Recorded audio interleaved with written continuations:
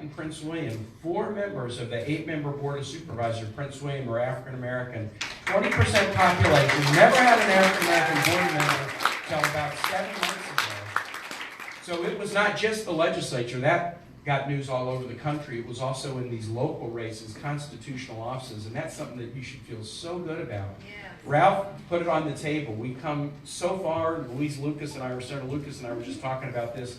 We've been around the block together for a very long time. When the Democrats had nothing, and we've run the table, and if we keep producing results for people, we're going to win a whole lot more elections. The second thing I'll say is 2020. We've got to make sure that Mark Warner gets reelected. Are you ready to do that?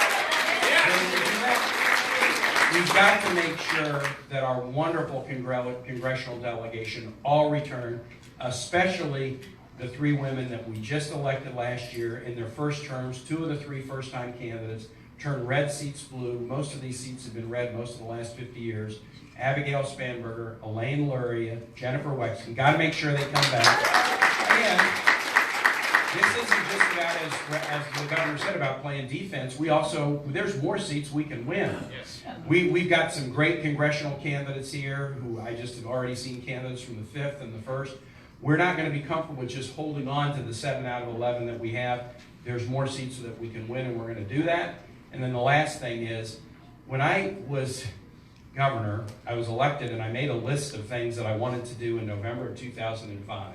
And I had executive things and legislative things and political things. Number 1 goal politically was make Virginia competitive in presidential politics. It would have been hard to think at that point that we would now have won electoral votes for the Democratic candidate in Virginia the last 3 times.